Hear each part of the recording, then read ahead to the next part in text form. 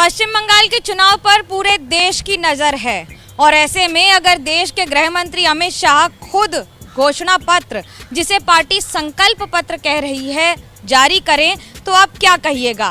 दिलचस्प बात यह है कि 2019 में गृह मंत्री बनने के बाद अमित शाह ने पहली बार किसी राज्य के चुनाव में संकल्प पत्र या घोषणा पत्र जारी किया है और वो है पश्चिम बंगाल का।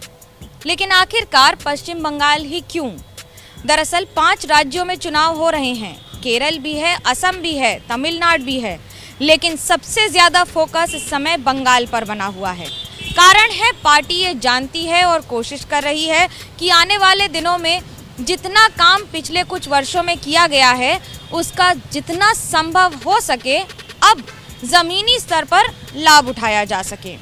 ऐसे में गृह मंत्री अमित शाह ने जब संकल्प पत्र पढ़ना शुरू किया तो शुरुआत में ही पत्रकारों से कह दिया कि आप इसकी चिंता न करें कि ये पैसा, ये बजट आएगा कहाँ से जो हम राज्य में काम करना चाहते हैं अगर सत्ता में आए तो।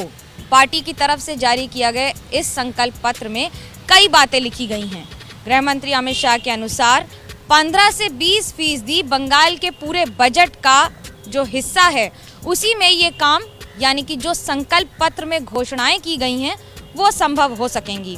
अब ऐसे में आप सोचेंगे कि आखिरकार घोषणा की क्या है। कई स्तर पर पार्टी ने पिछले कुछ महीनों में काम करके एक फीडबैक लिया। दरअसल पार्टी की माने तो 2 करोड़ से ज़्यादा लोगों से पश्चिम बंगाल में ये फीडबैक विभिन्न स्तर पर विभिन्न तरीकों से लिया गया। कहीं बस गई है तो कहीं किसी तरह के व्हाट्सएप फॉरवर्ड से रिस्पांस लिया गया है, कहीं इंटरनेट पे जाना गया है तो कहीं घर घर जाकर लोगों से बातचीत करके समझने की कोशिश की गई है। उसके बाद एक बड़ा सा संकल्प पत्र पार्टी ने जारी किया है बड़ी उम्मीदों के साथ। इस संकल्प पत्र में सबसे ज़्यादा फोकस महिलाओं पर रखा गया है। पार्टी ये बखूबी जानती है कि ममता बनर्जी का सबसे स्ट्रॉन्ग वोट बैंक महिलाएं हैं और बंगाल में 10 करोड़ की जनता में जब वोटरों की बात होती है तो करीब 7.5 करोड़ वोटर हैं और उनमें से भी 49% महिलाएं हैं जिन्होंने बार बार ममता बनर्जी का साथ देकर उन्हें सत्ता पर पहुंचाया है। ऐसे में पार्टी ने अपने संकल्प पत्र में ये कहा है कि अगर वो सत्ता में आई तो 33% महिलाओं के लिए आरक्षण होगा सरकारी नौकरियों में। बात सिर्फ यही खत्म नहीं होती है, इसके साथ साथ KG to PG जैसा कि बीजेपी अन्य राज्यों में कर चुकी है, उसी तरह से लड़कियों के लिए पढ़ाई भी निःशुल्क होगी। लड़कियों के लिए एक और ख़ास बात रखी गई है कि उनके लिए राज्य में किसी भी सरकारी गाड़ी में ट्रैवल करना, जैसे मेट्रो हो या फिर बाकी सारी बसें हों या फिर परिवहन की सुविधाएं हों, वो पूरी तरह से मुफ्त होगा।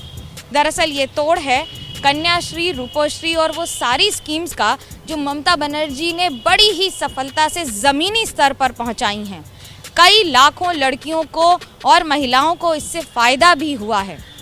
ऐसे में बीजेपी का प्रयास है जितना संभव हो सके इन महिलाओं तक पहुंचा जा सके। दरअसल उम्मीदवारों के लिए भी पार्टी ने इसी तरह का फीडबैक लिया था, जिसके तहत कई जगहों से ये फीडबैक आया कि अगर आप सिंबल पर किसी को भी उम्मीदवार बना देंगे उसे वोट मिल जाएगा। कलिता माझी एक उसी का उदाहरण है।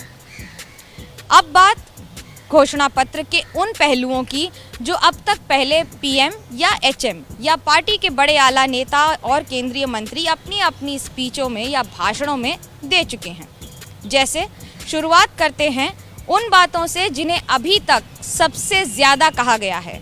केंद्र सरकार द्वारा CAA लागू करना, जो पश्चिम बंगाल में अभी तक हमेशा विरोधाभास में रहा है।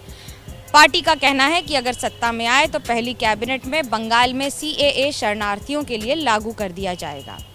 साथ ही साथ 33% आरक्षण भी होगा महिलाओं के लिए। वो सारी बातें जो अभी तक वंचित रखी गई हैं, यानी कि किसानों के लिए करीब 74 से 80 लाख किसान बंगाल के जिन्हें अभी तक केंद्रीय नीतियों के तहत वो पैसे नहीं मिले हैं, उन्हें 18,000 रुपये बकाया सीधा DBT यानी डायरेक्ट बेनिफिट ट्रांसफ़र के तहत दे दिया जाएगा। ये एक बड़ी घोषणा है, लेकिन बंगाल में जितने किसान हैं उतनी ही अहमियत मछुआरों की भी है। दक्षिण बंगाल के खास तौर से कई इलाकों में 4 लाख से ज़्यादा मछुआरों को वादा किया गया है 6,000 रुपये प्रति वर्ष देने का। ये भी डीबीटी होगा, यानी डायरेक्ट बेनिफिट ट्रांसफर। इसके अलावा उत्तर बंगाल में चाय बागान के जितने मजदूर हैं उन्हें वादा किया गया है 350 रुपये प्रतिदिन मिनिमम वेतन देने का। पार्टी ये भी जानती है कि बंगाल में कई ऐसे समुदाय हैं जो छोटी संख्या में हो सकते हैं, लेकिन वोट में बड़ा परिवर्तन कर देंगे। इसलिए अपने सारे स्लोगन्स के साथ अमित शाह अपने घोषणा पत्र में एक बात बार बार कहते रहे कि SC/ST सर्टिफिकेट जैसी छोटे कार्यों के लिए भी जिन लोगों को कट मनी देना पड़ता था, जैसे 100 रुपये या 500 रुपये पुरुलिया जैसे गरीब इलाकों में, उन्हें अब नहीं देना पड़ेगा।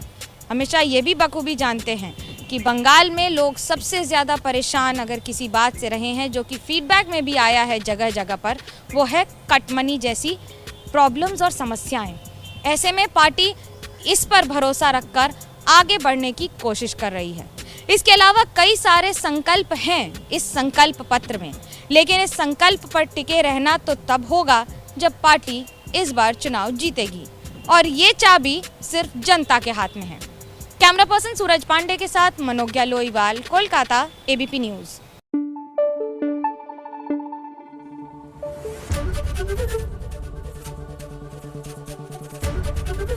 ABP न्यूज आपको रखे आगे।